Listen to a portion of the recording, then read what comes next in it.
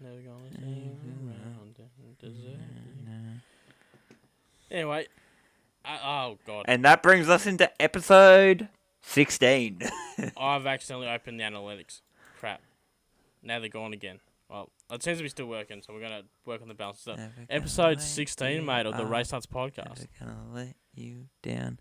Yeah, episode 16, mate. Here we are, punching out more poddies. Yes, it's been a couple of big weeks. Absolutely. Mate, what, if any, did you see the Townsville 500? I didn't. I didn't saw nothing. I only saw stuff coming off Facebook and stuff. That's why I didn't see anything, because I was at Swan Hill Go-Kart Club with Adam for the 4SS Orange State titles. That's why I didn't watch any of it, because I was in Swan Hill with fuck all reception. Speaking of Adam, how did the big fella go? Chasing time, and we changed stuff and lost more time. Is the chassis at least straight? It's straight and stuff, but it's got new parts welded on, and it's just one of those things of like, you know, how much do you fix it until you call it fucked, you know?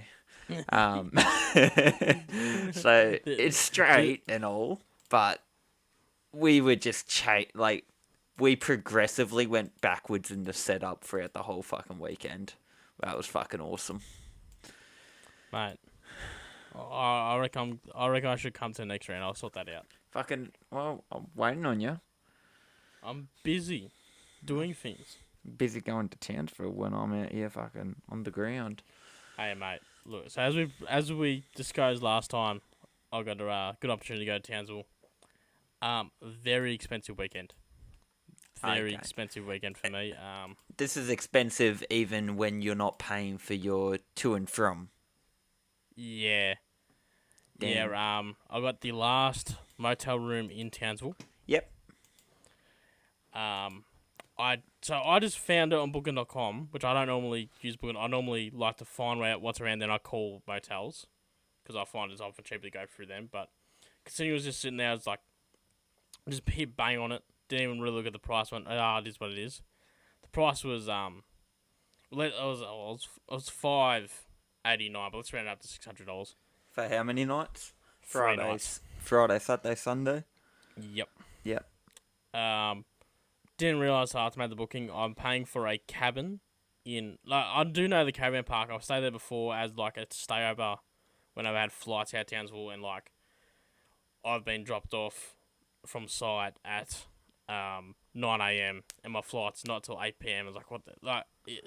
Just day room operation. Yeah, you can do that. You can do that whole city in a day, and after that, you're just stuffed. So, like, I've seen the first time it happened. I was like, I'm going to get just a cheap $100 hotel room for the day, just to have somewhere to go. Yeah. Instead of having to lug all my stuff around all day, or even just have someone just drop me bags off. So having to drag it all around with me Townsville. But so I knew the place was crap. But it was the only place that wasn't like a $4,000 Airbnb that was available. Yep. Realised afterwards it's a cabin without an ensuite. So got to use the caravan park. The shower block. Showers. Yeah, the shower block, which wasn't too bad. Yeah. Still wasn't great. There was one bloke one morning. I got up just before Saturday, before going to the track where we're going to detail. He was fighting a fight in the stall next to me, and he was losing. Poor fucker. Poor bloke. Anyway, yeah, man. Got there. Room sucked ass. It's like awesome. This looked like. Oh, actually no. I got there, and they said to me, "Oh, the person that had your room last night did some damage. We're gonna have to put you in a different room. Is that okay?" I wasn't. Well, I guess. What's the other room? She goes, "Oh, it's a room, but it's only got 2 singles, not a double, like a double single bed." Yeah. I'm like, oh, so is there a price difference? And she looks at me and she goes, "No." I'm like, sort of sleeping on a smaller bloody bed. It should be better.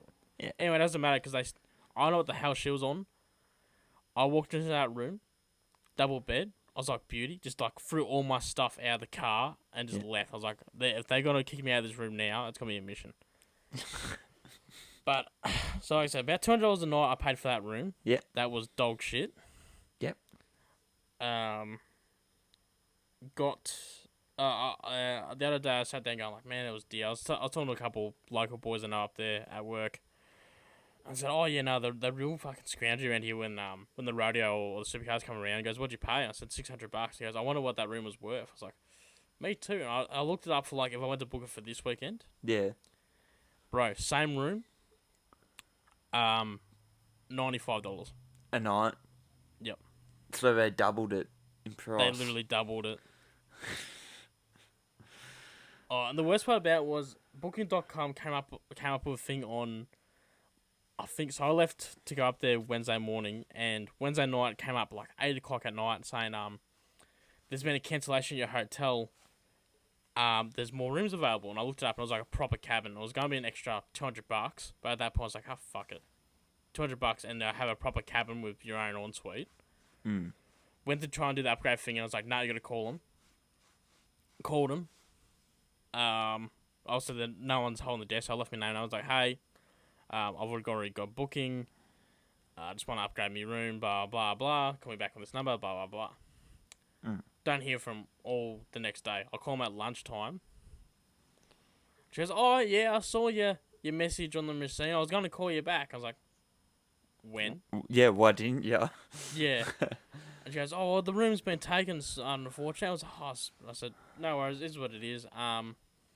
I said, but if you want to write my name and my phone number down, if something does come up, you know, if it's like no more than an extra couple $100, I'll jump on it 100%.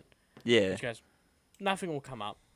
I said, just in case, you know, you never know, something could come up. Yeah. She goes, nah, nothing won't come up. I was like, cheers.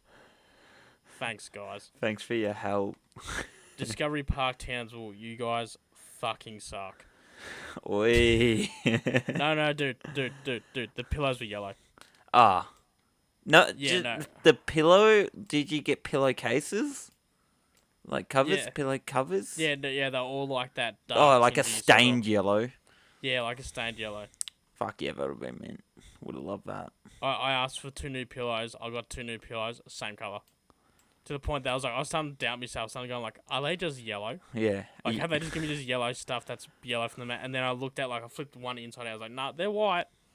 So, I had one of, like, my work shirts as, like, a pillowcase. Cause, like, I've slept in some filthy hotels, and, like, I was like, I can't put my head on this. At least not consciously. No.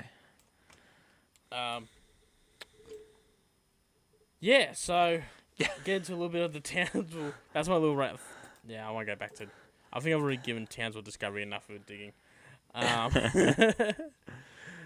So now I got there Saturday morning, did a bit of a walk around. I've walked around the track a few times, but it felt really different. Walking around it all set up. It was very Albert Park.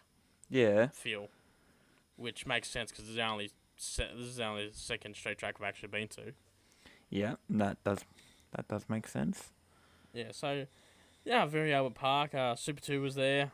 They were very open. A lot of Erebus stuff on sale for next to nothing.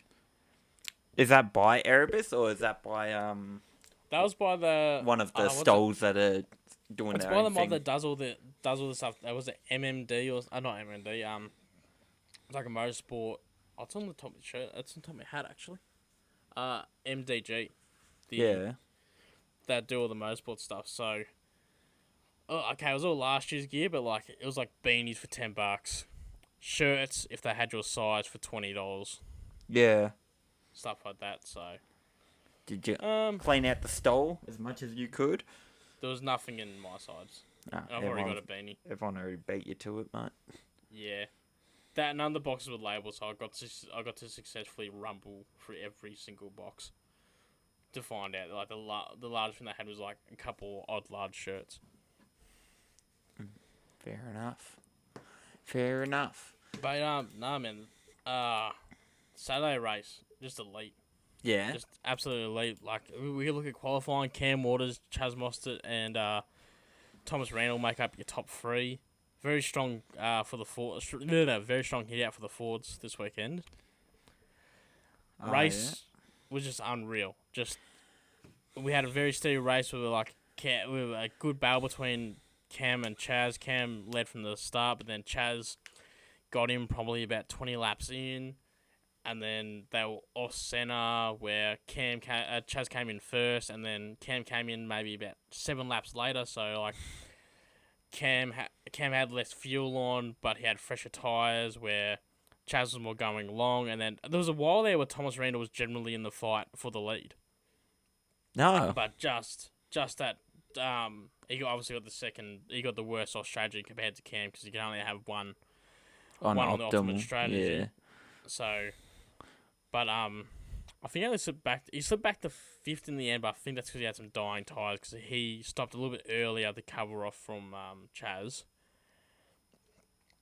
But and then second half of the race, we started getting some rain, and it was like so weird because I was sitting at the back half of the course, like at between turn 11 and 10. Yeah. That run down to the hairpin, and we could see the rain. Like you can see it over there, and you can see it on the broadcast, like at turn 2, 3, and 4, like it is like they're slowing up the road, they're really struggling, and then over here it's dry as shit.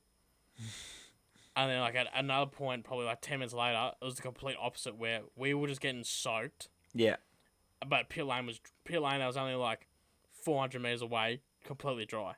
Okay, so the whole track never actually got rain, like the whole thing. They never had to switch to the wets because there was always a dry spot going on. But it was really interesting. Really interesting to see how they all tackled it, and this is all in the final part, the final stint, where Cam is chasing Chaz and catching him. Yeah. And eventually probably about 10 laps to go, he finally got Chaz for the lead and would go on to win. They asked Chaz after the race, did that cost you a win? He goes, if anything, he just delayed the inevitable because with that rain, just made it actually equal about who was on soft tyres. Yeah, okay. And he goes, if it wasn't for rain, he probably would have got me 2 or 3 laps earlier. But it was just really good tight racing all down the field. No major incidents for that first race. Will Brown had a horrible qualifying, but I managed to pull it back to 3rd place. Yeah, that is just quite just the overall, effort. Yeah. Yeah, just overall horrible weekend for Ampol. Red Bull. Because I think Feeney might have qualified 15, something like that. And it was the same for the second race. They both qualified poorly for the second race. Jack LeBrock took a surprise pole position on Sunday. He did birthday. Wasn't it his birthday? Yeah. 36, something like that. No, that feels too old. Yeah, it was his birthday. Whatever he was last year, is 1 year older. Wow, straight facts coming from you there, mate. Yeah, mate. Look out for the RaceNuts birthday boy spreadsheet coming to Facebook soon. Cam Waters not far behind Jack LeBrock in qualifying, and then 3rd place on the second row, surprisingly, James Courtney from Blanchard Racing. Hit 32. Jack LeBrock. There you go. There we go. Bit of stats for you. Stats that Noons won't give me. I'll get into that later, but that's a whole different thing. That's a stat you can. I googled that. No. There's as you know, I like to make spreadsheets of stats and all kinds of stuff. What you guys see on the pages that we post ahead of the weeks is nothing compared to my litany of Excel sheets. Because you're just a data freak. Yeah, I asked Noons. I was like, "Is there any way I can get? All I want is the stats for wins, poles, podiums, and fastest laps. Because I've got a similar stat sheet on Formula One. Yeah, but we've got like the most accomplished champions, and it's all based off those 3 things of those basic stats.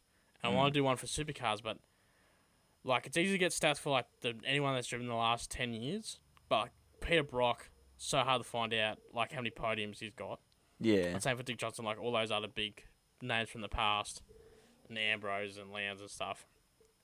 And I said to him, like, can I get the raw data, mate? Like, I just want the raw data, and he just goes, no.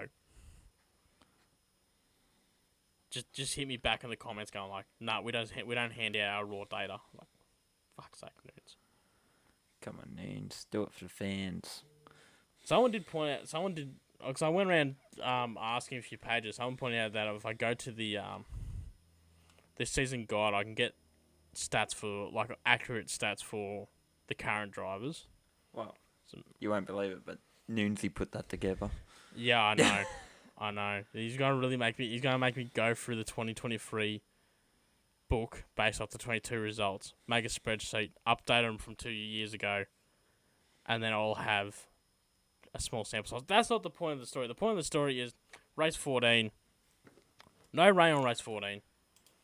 A little bit of off the start, a little bit of chaos as David Reynolds and phone is just lighting up. David Reynolds and championship leader Will Brown came together, causing a bit of dramas for Will. He did manage to get back out, but he came out like 6 or 7 laps down, and that was his race. He was just pretty much racing for points at that point. Yeah. But Matt Payne, though, the surprise one, and even then, like I said, I was watching it live, and I don't know what, I never really watched the race to find out what point, because they went the free stop where everyone else went the 2 stop. Yeah. And just made it work, because before, there was 15 laps to go, and Matt Payne's leading. He's got fresh tyres, and he's got plenty of fuel. He doesn't need to stop again. He is fucking really turning it on. Like, I did see a lot of hype about him. Like, he's got a lot of promise. He's shown a lot of promise in the last, let's say 4 months, 5 months. Yeah. I reckon he's been putting it together pretty well, like a little bit better. Well, even last year, there was a lot of questions about, like, see how not horrid, but he didn't have a great rookie season. And then he was getting better and better throughout the end of the season. Then last race of the year, put on pole, just walked it away from Adelaide. And that's pretty much not the pole part, obviously, but once he had the lead, it was gone. Like, Yeah. he just kept calm. He just dominated the second half of the race. Cam and Chaz were fighting throughout the race again, but Chaz just didn't have the speed under him this time to take it to Cam.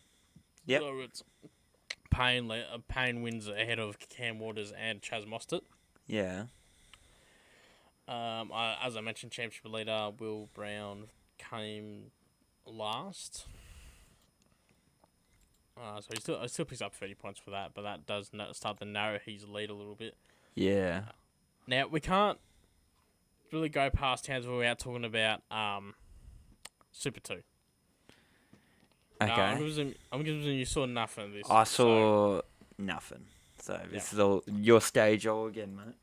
Yeah. So Jack Perkins, who's doing a bit of a Super 2 wild card, as he normally does, as a bit of a warm up for the Enduros, but this time with Blanchard Racing. Yeah. He's now with Blanchard, not Erebus. Yep. So he's back in a Mustang. Last year, this is where it went wrong for him, because this is where him and I think it was Max Ford, but I can't remember exactly who. Pretty much he was on a flying lap last year. Another car was on a warm-up lap. The car swerved to heat up its tyres. He hit them, launched him into the wall, and rode off the whole car. That was the end of his Super 2 year. But not this time around. He puts on pole for race 5 of the Super 2 Championship. Yeah. And he holds it. He holds it to win from Max Cameron and Max Ford. That's not a bad effort. Bit of carnage in the first couple of laps. Again, Cameron Cloud got caught up in all that, and after already a rebuild to the 92 Commodore, he had to do another overnight repair of that car, but he did get back into it for race 6 on Sunday. Yeah. That race actually ended under red flag. Dean Fiore, which is another co-driver, which I believe he'll be taking the seat with Jackson Evans, would be at JR. He took over Jet Johnson's Mustang while he sits this round out. That that car had a massive brake failure at turn 2, which is the end of that long straight, and that was the video I actually sent you the other day, where just got buried in the wall. It's a write off. So that's good on Jack Perkins. Race the following race 6. Perkins puts it P2, I think it was. In qualifying, it's not quite pole. Kai Allen back on top. Kai Allen will take pole, take another pole to win scenario ahead of Zach Bates, and Perkins back on the podium with that car. So and Jack Perkins, despite not winning or not being on the Super 2 podium for a long time, and not even being a Super 2 car for a long time, comes out of the weekend with a win, 2 podiums, a pole position, and the round win. It's something about Townsville that can bring the best out of these drivers who are otherwise relatively quiet, I reckon. Because I'm sure we've said it before on the podcast, but Clay Richards last year, I believe, or he had a good one there last year. Yeah, he had a good one. And before that, it was relatively quiet. Jack Perkins, he's warming up for the Enduros or whatever, is done well. Cam Waters winning one, and Jack LeBrock sticking it on pole. Chaz Mostert now holds a new record of the most podiums at any circuit without a win. That's a sad stat to have. At Townsville. Couple other things I picked up there. So, at the back of that straight where I was between 10 and 11, there's obviously a fence line with some residential properties. Yeah. And I kept seeing them, but didn't really my brain didn't really click. So you used to see the scissor lifts for the Camry guys and all that, like on corners and stuff. Yeah. And I was like, that's weird that the scissor lift has got more than 2 people on there. And I realized there's people that have hired out scissor lifts and put them in their backyards. I've got photos, and they've just got it raised all the way up so they can sit in their backyards, and they're just watching the whole track. Yeah. That's awesome. Is it relatively a flat landscape? Reasonably, the only hills there are purpose-built hills that they built for the spectators. Yeah. But the track is quite flat. Yeah. Where I was I got them sliding out of turn 10 and then coming to the hairpin. Yeah. At least for Saturday. So a lot of people brought out umbrellas and stuff to cover their legs and get out of the sun and stuff. Fair enough. Yeah. Even I was considering doing it at one point because that Townsville UV bites. Yeah. There was one asshole who have your umbrella up, all sweet. Everyone else doing it. Yeah. Don't have it up here. Oh, just sit it down. Just him and his partner both had them taped on their chairs. The umbrella part started this high. Yeah. And I couldn't see the apex from where I was sitting. I was like, I have the perfect spot. And I can't see the apex now because this cunt is trying to block out the fucking sun. There's one point too where I've had a few Sunday afternoon. I'm in the UV. I'm a little bit tired and hungover from the night before because I was on it proper last night and I went to the NRL game. Yeah. Which I didn't get back to my hotel till 11:30. Yeah. And I'm just sitting there baking and just baking in my own juices, and I'm sitting there going what the fuck do you mean by baking in your own juices? The UV bites, mate. I was full of Ned whiskey rum, and I was copping some sunburn.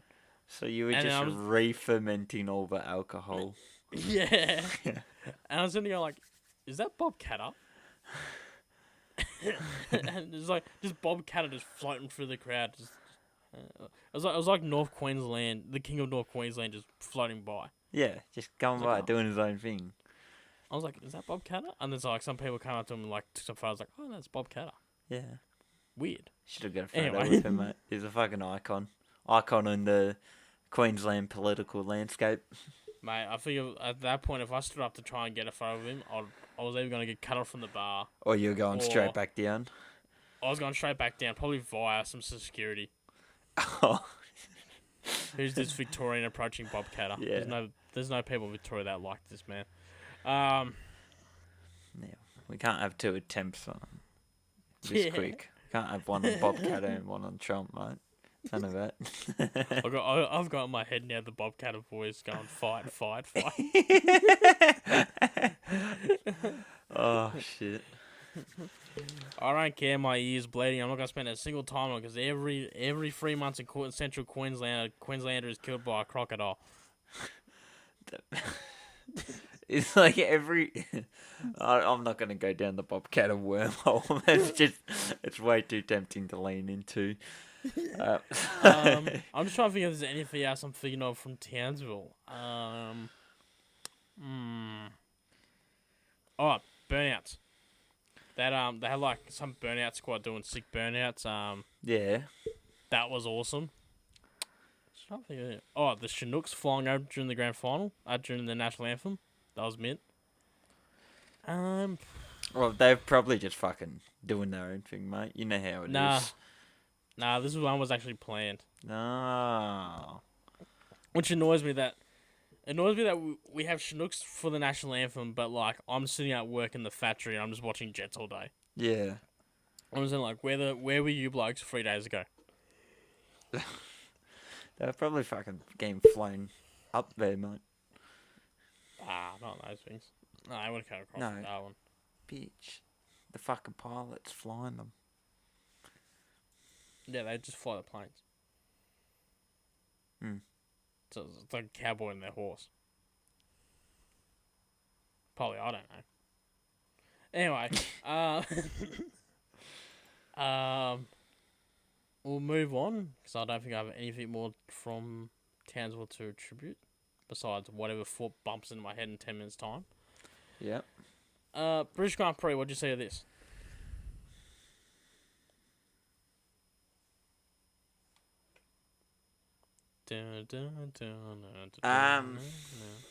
I saw that Lewis Hamilton won and that he kept on crying because he won and he had never cried before from a win. He probably cried when Michael Massey fucked up his 8th championship, but that was not a win. That's it. That's all I got for you. That's what I saw of Silverstone. I saw that the McLarens were strong too, actually. They were strong in pace, not so strong in strategy. So qualifying, all British top 3, George, Lewis, and Lando. Yeah. I think Max was 4th. And then throughout the race, it was really... Lewis got George after about 10 or 15 laps. And there was pretty much just a 2-horse race between George and Lewis. And then it started to rain, so we're getting a bit of the same thing of like it was dry on one part, it was totally soaked in another, and there was a little bit of the mix in like another sector. So the real question about when they jump on inters, when they don't. Oscar was doing really well here, and Oscar sort of got screwed over because they called in Lando. Mm. So Lando followed in Lewis, and they told Oscar to do one more lap. Pretty much by time the track was so wet at that point. By time Oscar got down to like turn 5, Lando was only 3 seconds behind him after the pit stop on the same lap. Oh, okay, yeah. So he got he had the pace that he could have won that race. He was generally closing the gap on Lando, and Lando was closing the gap on Lewis. Yeah. So that could have been a race win. That he just got totally taken out of it. He did recover though. He recovered back to 5th, but apples. Yeah. And all this with Max flying around as sort of the dark horse. And then the second bundle. By this point, McLaren's got the lead of the race. Lando's managed to get past Lewis. Yeah. And the track's drying out again. And so they're all coming in. And the question for McLaren is, well, Lewis has gone soft. Max has only got brand new set of hards left. Do you want to go... Do you want to go mediums and cover off Max with slightly faster but still long-lasting tyres, or do you want to go soft like Lewis and chase after Lewis? And he goes, I'll go the softs. There's like 20 laps to go. And the softs won't last. And I was like, we got a hint of old Lewis because Lewis has just done what he used to do, which is just look after tyres. Like, just make them go unbelievably long. Yeah. Max is obviously on the hard tyres. He's just thrashed them around because he don't have to look after them. The hard tyres, they only have to do like 21 laps. Yeah, that'll be right. Yeah. So eventually, with 3 or 4 laps to go, Max gets Lando for second. And at that exact moment, Lewis just turned on the softs and just fucked off. So, like, the gap was already pretty big. We were already talking like 6 or 7 second gap, but like, pretty much as soon as through the radio got, okay, yep, Max is taking Lando for second. Yeah. Gone. Just, fucking out of it. So, big emotional race. For Ricciardo, qualified 15th, finished 13th. Same old with that team. Yeah, so you mentioned the emotions for Lewis. Yeah. Well, it was a big week because obviously this is his home track. Yep. So it's his 9th win at that track. Yep. That's making it a record, is it not? Yep. It's now another record for most wins by a single driver out of the single circuit. It's also makes it the longest spanning career for wins. Yeah. So it was 17 years and 27 days between his first win in, I want to say Spain, 2007. Yeah. Yeah, 2007, and the British Grand Prix of this year. So 17 years, 27 days. Yeah. And of course, this is highly likely to be his last ever win with Mercedes. Yeah. So that's pretty much the big down of it. Besides that, nothing really much happened up and down the field. I think it might have been Gasly had to retire on the parade lap with an engine drama. I'm just trying to think what else really. Nothing really. The problem with doing it for so long after is like anything, all the small stuff sort of drained down my brain. Yeah. But I think that's pretty much just the British Grand Prix. We do have some more Formula 1 stuff, but we'll save that for the for the silly season chat. So I think I'll kick us into some news, mate. I'd love to. So, first up on the news radar, on the RaceNuts news radar, just ripping off Speed Cafe articles. That's because I can't copy and paste without Slew. They won't let me. We got a article here written by Simon Chapman. He's written this on the 15th of July, 24. Yep. He was just covering that Molly Taylor has dominated the latest Extreme E round, winning both races at the Hydro X Prix. E-Prix. E-Prix. Yeah, but it's a fucking X there. What the fuck? Yeah, I am. One more. Oh, no, sorry, yeah. Hydro X Prix. Yeah. Oh, it's Hydro. like, must be like off-road version of it. I don't know how to fucking read that properly. It's a but, dumb idea, but yeah, it's basically electric trophy trucks.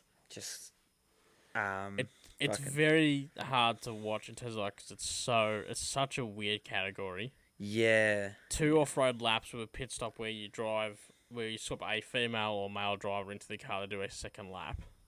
Yep. But there's also like 10 heats, even though there's only like 6 cars. I don't know.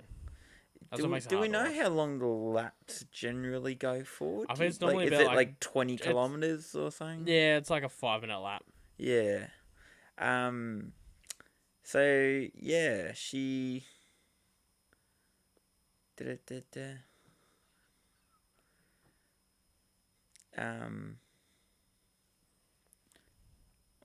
yeah, sorry. Yeah, so she's just cleaned up this round. and the win extends Taylor and Hanson being the driver and navigator, I guess, to 9 points over Carlos Sainz team. That's Carlos Sainz Senior, and 20 points clear of Nico Rosberg's led team. So there's actually F1 coming into there a bit with that. As I think Lewis has still got a team. Lewis Hamilton. Yeah. So That was yeah, the whole thing when fucking- they started. There was a Lewis team and a Nico Rosberg team. Oh, Oh, what no, the maybe fuck? Lewis's team's folded, I think. Not mistaken. Yeah, he might have One of- given one- it up. Yeah. Yeah, he did. One of their team. I know one of them definitely gave it up. Yeah. So yeah, good on you, Molly. Fucking. She's just got a couple simple quotes here. They've learned a lot this weekend, and they need a very basic thing. They've learned a lot. They need to keep pushing. And they look forward to the next round, but they can't relax now. Kind of vibe, very basic things to say, if you will. Yeah, I'll move on to my first story, a bit of Trans Am talk. The date change for the Queensland Raceway round, Trans Am round, has forced Ben Grice to miss it out. Yep. So he had some back surgery booked in. It was when he booked this all for the original calendar, which there was going to be 2 Queensland Raceway rounds, one last weekend and then another one in 2 weeks' time. Yep. But now the calendar's all been moved around to late August, and they're only doing 1, not 2. So, and unfortunately for him, that's landed exactly in his recovery time for his back surgery. So he'll miss out on that. He's hoping that he'll be back for the Bathurst International, the last Bathurst International. Yep. And something I didn't actually realise till I read this article, because obviously Speed Series aren't promoting it. Yeah. And it just made that ticket to Adelaide that we have so much more worth it. Guess where their season final is?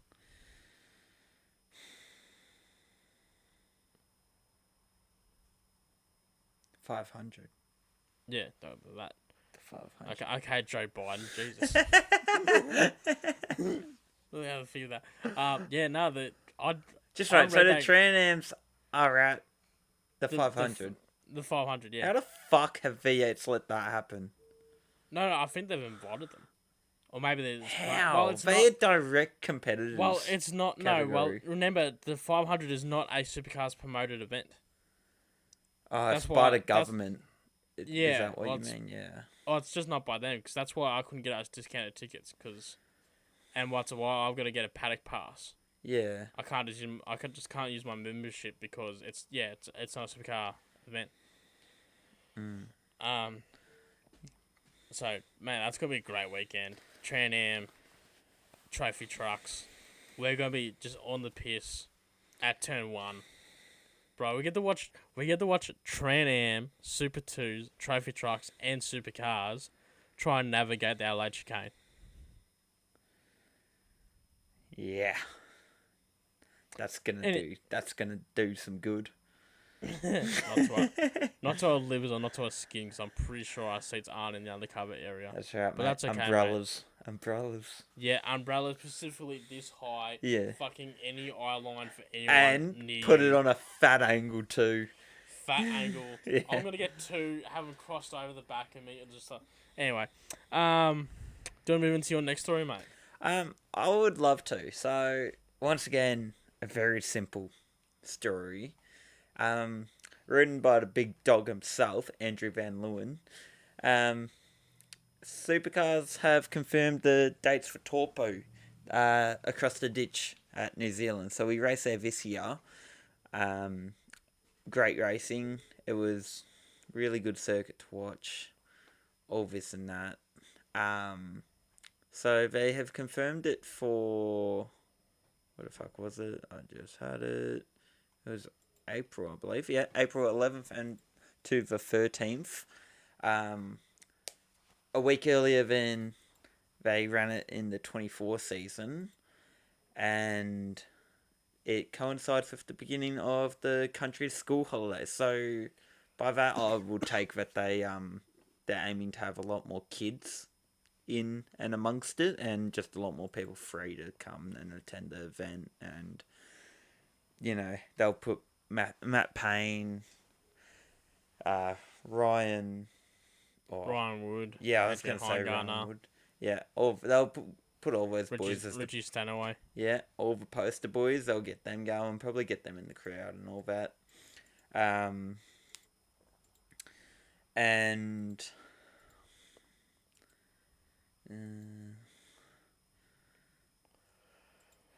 that is fuck me, I can't talk. That's 1 month. Torpo dates are 1 month after the Australian Grand Prix, so we're starting to see a bit of a calendar come together for them. The rumor is Winton's is back, and Queensland Raceway is going to be the opener. Yeah, so I would say like this is really gonna. I mean, once they come down to Victoria, they're probably gonna stay around a fair bit. Go hit the Australian Grand Prix, go across the ditch, because I imagine all the cargo ships and logistical side, it's easy enough to do from Melbourne, or they'll all shoot up to Sydney to load the cars there. Yeah, but they go out of Avalon typically, because Avalon's a big cargo port. Yeah. Weren't they on a boat last year? They put everything on a boat. Last year it was cheaper. Like, it was easier with the turnaround to fly them and float them back. Oh, okay. Because the big thing is they don't take the trucks. Oh, everything's just shipped over, just the car and then a shipping container. Oh shit! I swear I saw photos. Yeah, you would. Well, in the trucks. Of the trucks in the ferry. Yeah, going to Tassie. You might be right there. I am right, because I was there. I was watching them come off the trucks. Coming off the boats. I'm not buying it just yet. Not buying it, Jesus. I need to scroll down the Supercars page. But yeah, that concludes that story. Is they've just confirmed the fucking dates for Torpo. I'll move on to Triple Eight enters a new era of ownership. So I've just closed the page. Awesome. The Danes are out, mate. The Danes are out. Who let the dogs out? That will be brought up in the meeting. Yeah. That's they'll come up in your quarterly. They'll come up in your quarterly review alongside you yelling, "Yeah, damn, work it," while trying to take some good photos of a car in the pit lane at Phillip Island. Damn, you got a memory on you, boy. Yeah, man. I remember when you crossed me. I don't cross you. I just. I also remember. I also remember the look of everyone's face in the paddock going like, what the fuck is going on over there? You're just yelling, damn work, and I'm just trying to take awkward photos with the gimbal. Anyway, Jess Dane, which is the daughter of former owner Roland Dane, who he sold his share to when he departed the team a few years ago. She's sold her 30% stake to it's been sold in an equal share to Earl Evans and Stephen Blackmore, which I'm gonna say they I made CEO of like the Blackmore vitamin fucking company. No. So I'm trying to confirm which one's which, but yeah, they both. One owns the Shaw and Partners organisation that you would have seen on Erebus a lot, and the other one owns not Truck Assist, another brand that's escaping me here. It'd be really great if the article had it in the article. You should have done your research. I did. This is the only thing I didn't read up on was who owned what. Anyway, it doesn't matter. So she sold up because obviously she lives... Southern Cross Trucks. So there we go. Yeah, Evans is the CEO of Shaw and Partners, and Blackmore is the CEO of Southern Cross Trucks Rentals. So, they now own a total of her 30% stake. She's also moved to the United States with Shane Van Gisbergen. She's Shane Van Gisbergen's partner. Yeah. And it's they like official couple. It's not. Oh, I've never seen anything official, but they're always together, and that's sort of like, it's all like you don't see Superman and Clark Kent at the same time. So Anyway, and she has a new job too with GM, so obviously her owning a stake in Triple A would be a theoretical what's the word I'm looking for here? Conflict of interest. Yeah. So yeah, for the first time in so many years, just none of the Danes own Triple A Engineering. Roland is still a non-executive head of the board. Yeah. But yeah, you gotta remember this is a team that he started. I want to say in the mid-90s in the British Touring Car Championship, and then brought over to Australia in the early 2000s. So yeah, quite a end of a legacy there. It is. Okay, Mate, you want to kick us off with your last story that you've got? I would love to. So supercars for the Sydney Super Night, they're really committing to this whole electric thing. So it started off at the safety car, the Porsche safety car being electric. Now we're rolling around in a tilt tray that's electric. How the fuck do I say this? The Hino, isn't it? It's a Hino, but the model is a Kyokuto, single car carrier body with a sliding tilt tray. Yeah, so they're just everyone's happy to have Hino on board with this even more so. I think Hino have been a long time sponsor of V8s in the small and big capacities or teams and all that. Yeah, well, we've had the Hino hub. Yeah. We had like the Hino starting grid was a thing for a while. Yeah, now we've got the Hino tilt tray. So we'll see that in action over the weekend. We'll see. I mean, shit, it's just gonna. I imagine it will work. I don't really think. Yeah, it'll be fine. Yeah, it'll be fine. It's always funny seeing like all the people wind up about it going like, oh, it won't have the power. Bro, trains have been electric for 100 years, champ. Yeah. Don't stress about it. She'll be right.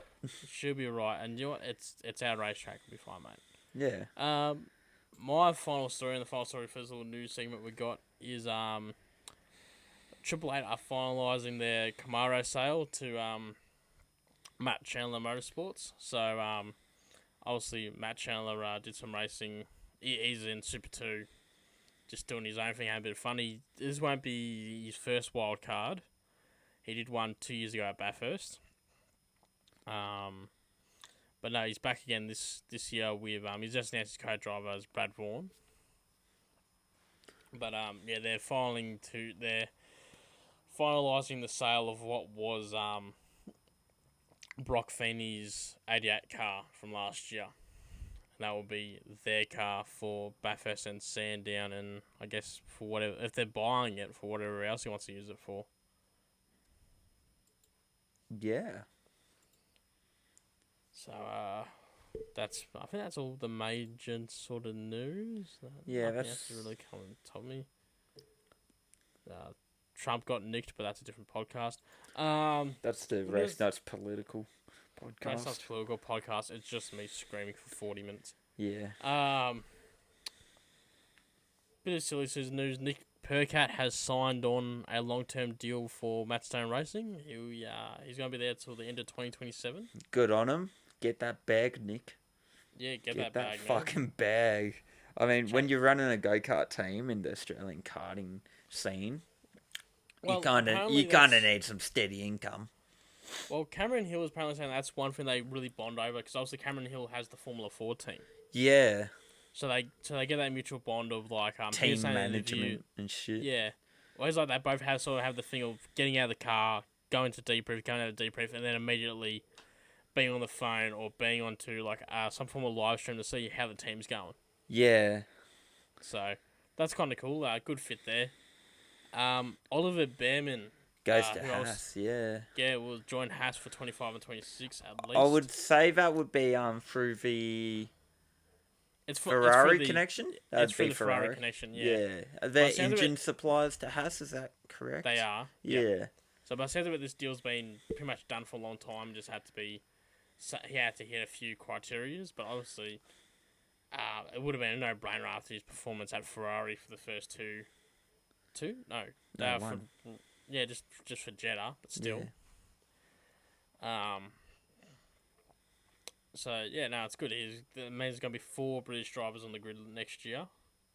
Damn, I bet I have fucking quarter of the field covered. Bro, the bias from the commentary during the British Grand Prix was unreal. Like, I've always been like, yeah, it's biased, but also it's British commentary that's on the world feed. Like, it's always going to be like that. Yeah. And if we had an Australian broadcast, it'd be much the same. Yeah. But, like, I don't know what, like, if they got one of those pizza oven giant wooden plates they use for pizzas to get one of those big board fucking things. To get crofty off the ceiling, because when it was a all British top 3, I think Crofty was about to have an asthma attack. Like, he was just off the walls. Bit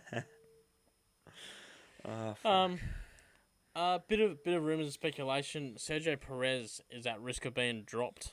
I have heard a bit of that. Shit stirring up there, and just maximum it's been 2 months since he signed his 2-year contract. Well, apparently in the extension there's an agreement. And these are all leaks from RedBull, which, as I was listening to another podcast, saying that these kinds of leaks are normally deliberate leaks. Yeah. Like, they're not the normal, someone's talking that it's like more like wink, wink, nudge, nudge. You're gonna tell people this, but you're not gonna say it's coming from me. Yeah. Basically, the new contract has a clause in it that if Sergio is more than 100 points behind at the mid-season break or at the end of the season behind Max, his contract can be terminated. At the moment, going into Hungary, he is 186 points behind Max Verstappen. With two races left before the season break. He can't make that back at all. For him to make that back, he'll have to win twice, and Max can't score. Yeah. So, pretty much a done deal. How many points is it per win? I thought it was 25. 25 plus an extra for fastest lap. Yeah, so he can't at all. So it's a maximum of 52, because I don't think any of those are sprint rounds. Yeah, so he can't. He mathematically he can, but needs to have Max needs to have at least one non-score, and Checo has to win both races. Like, Max has to at least not score once, and then have a shocker again. Yeah, but that's not Max. Max doesn't do that. He's too consistent for that. Whereas Sergio is very inconsistent. Sergio's very much... Max has had a bad weekend. He's only P4 in qualifying, and Sergio's out in Q1 for the third time running. I think he's been out in Q1 4 of the last 6 races. Okay, yep. So, you had a good one, Sergio. Enjoy your early retirement, I guess. Enjoy Sauber. I think that's where you're going. Ricciardo is unlikely, but in the frame. Liam Lawson is also unlikely, but they're both really the two on the short list. For some reason, Yuki's not even going to look in here. No. What? I think the lot of talk is they want Carlos for next season, but also it's going to be very expensive to get Carlos this season. Yeah. So, yeah, I think, look, do it. If Ricciardo gets it, unless he has an absolute banger of a year, just, have some fun, retire. Yeah. That's what I would be doing. Not that I want to see him leave. Like, I want to see him go forever. If I was in his seat going like, man, my legacy's just getting tarnished, and then you get that golden ticket of half a season in the championship winning Red Bull. Yeah. Do what you can to get a couple of podiums, maybe a couple of pole positions, a win would be great. And just bow out.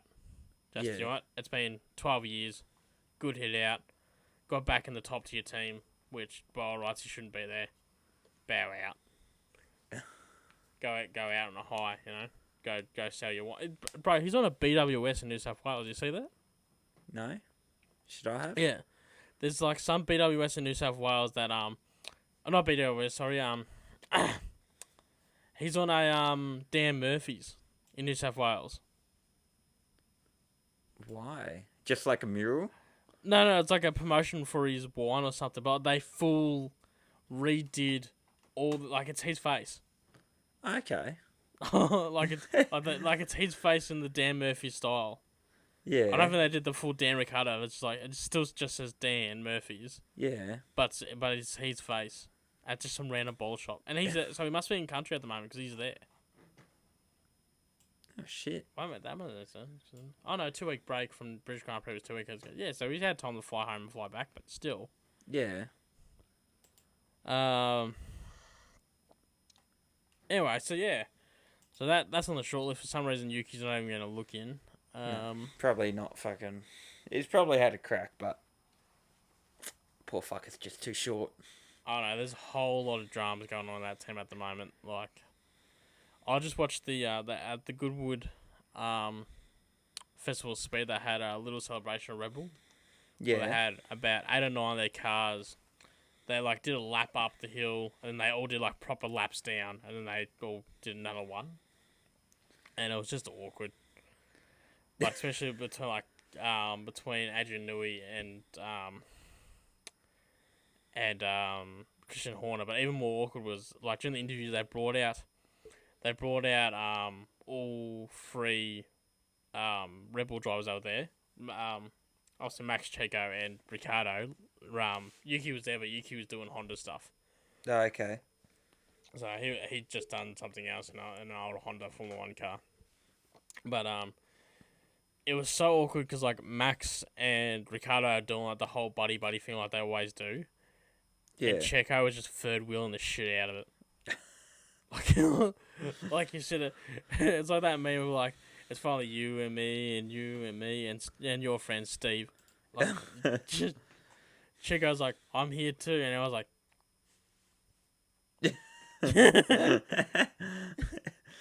Oh man, that was No, that wasn't a bad watch. Every other driver just like cruisily took like their Formula 1 cars up the hill. Yeah, nice chill, maybe an odd little slide here or there. Not Ricciardo. Ricciardo dumped it out the first opportunity and just started doing burnouts on the grass. Fuck it, why wouldn't you? Nah, stuff it. If he's likely being he's likely being paid to be there, so. Oh yeah, no, he's getting paid to be there, and even then, like, Dan, come drive a Formula 1 car, but we won't pay you. I do it out of the love of your heart. I don't know. I guess I'll come do it for nothing. So that really covers off the silly season. A bit of enduro drivers news. Aaron Cameron will co-drive with Aaron Love for BRT, which means that race 6 win in Super 2, race 5. Yeah.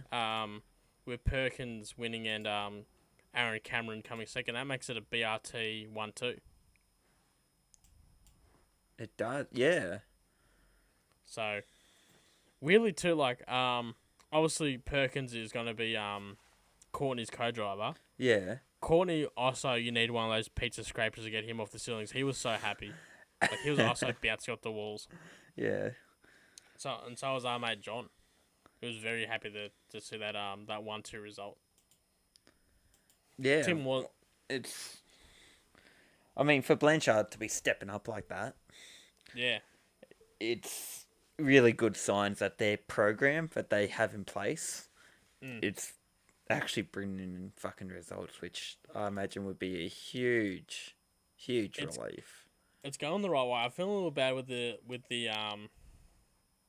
light pit lane because they're sort of getting screwed over at the moment because they're outscoring Brad Jones Racing 2, which is the 96 and the 12 car. But because also with the 4 car teams, they still put them all together based on the results of the top team. So even though they're the second last team, they're still copping the last pit bays because they're not outscoring Brad Jones 1, the 14 and the 8. Yeah. So that's good for them. And then, as I mentioned earlier, Brad Vaughan will co-drive with Matt Chandler at St. Anne Bathurst. Just a quick championship rundown. Supercars Will Brown still leads with 1,515 points. With Brock Feeney now only 78 points behind. Chaz Mostert is third, only 174 races behind. So that's a lot of people because Cam's now back in the fight. Cam's only about 400 points behind. Yeah. And people say Supercars done a hype. I go, we've got a full-way title fight. But we go, oh no, Cam's not in it. But a win at Bathurst is 300. Same with Sandown. Yeah. Will's definitely still in the good seat for it, but one bad weekend at either of those two races is fucked. He's fucked. Especially if he has a bad win and any of those three other drivers have good ones. It's not the craziest thing. No, crazier shit's happened. Actually, speaking of points, Noons was talking about that Supercars is actually starting to suss out a bit of a NASCAR style final system for the top 10 with the last few races, a bit of a knockout as what we see in NASCAR. And when I first heard that, I was like, nah, fuck off. No way.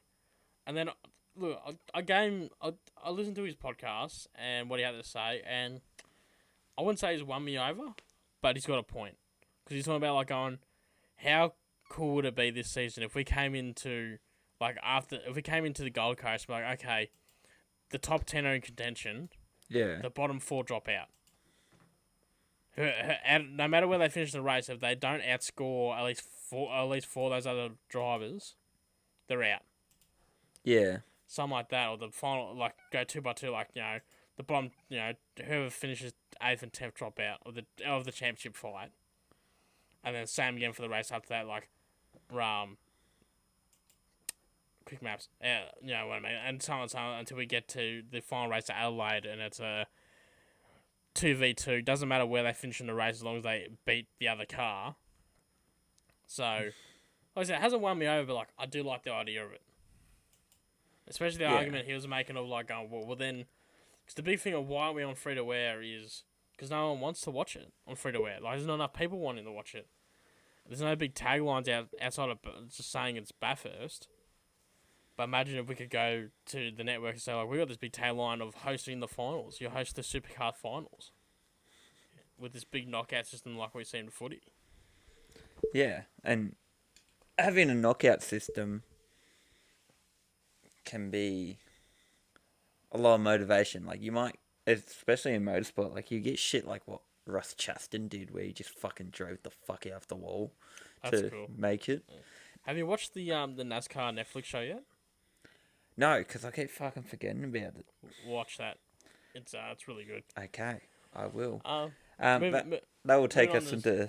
Yeah, I'll take us into Super 2 points. Yeah. Do you want to run that down? Top 3? I would fucking love to. I had it up just a second ago. So, for Super 2, we've got Kai Allen sitting at 801 points, tailing him behind 114 points down as Aaron Cameron. And then 153 points down from Kai Allen is Zach Bates. So even there's once again a championship battle at play. Anyone could do anything. It's Super 2. Fuck knows what's going to happen. So Super 2 is awesome when it stays green. Do you want to do Formula 1 while you're at it, and I'll finish us off with IndyCar? Yep. So leading the championship in F1. We got Max Verstappen on 255, 84 points behind him is Lando Norris, and that's actually a lot closer than I anticipated it to be. Yeah, and hence why Checo needs to get his shit together. Yeah, Checo needs to drive for his fucking life. Well, the big thing is they're gonna win the drivers' title, but there's a general risk that McLaren could take them in the constructors. McLaren or Mercedes if they keep going strong, Either either, but McLaren's one on the upshot. But anyway, I'll sort of break. No, there. You're right. So yeah, there's Lando Norris sitting right there, and as you said, Sergio. That should be Sergio's name by all means. Yeah. And then we got Charles Leclerc, 105 points down from there. So everyone but Sergio is chilling in a nice spot in the championship there. I'll finish off with IndyCar. Alex Palou leads with 379 points. Not far behind is the Australian of Will Power, only 35 points behind. And then Pato O'Ward, only 52 points behind the leader. Looking ahead this weekend in racing, also we've got the Sydney Super Night at Sydney. At unfortunately Sydney, bro. I looked at the map. I saw a spectators map. Yeah. Is it fucking ordinary to get around?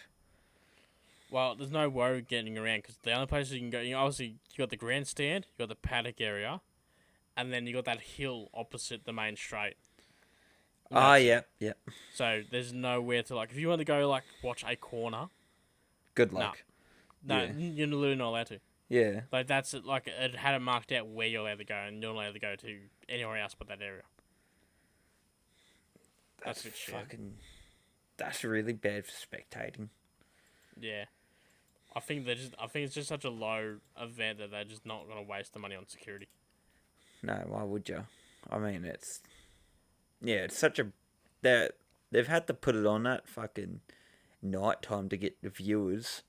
Yeah. People be like, oh yeah, let's watch V8s tonight, and then yeah. Probably not bad. Not bad timing for us. But 7:00 race starts. No, it is. It is good. It is one to watch on TV. You get a fire going, a barbecue going, or whatever, and you have a couple of beers or whatever, and you just enjoy the racing. But it's not. It's no more than that. You don't make a whole thing for it. Well, also we got on the Hungarian Grand Prix, supported by F2 and F3, I think. Yeah. NASCAR's at Indy for the Brickyard 400. Yeah. And IndyCar is in Toronto. I think that is all we have, mate. Any final thoughts you got? Not really. Just got a lot of racing coming up, a lot of stuff to do, and yeah, it just should be good. We got this back end of the year for us gets real fucking busy in terms of event attendance, so yeah. No, it'd be good. And we got stickers. Yeah. We only got 10 of them. They're a bit of a tester, so watch the space. We're gonna figure out what to do with that later. Yeah. I think we'll leave it there, mate. All right. Well, good chatting to you, Dan, and everyone for listening.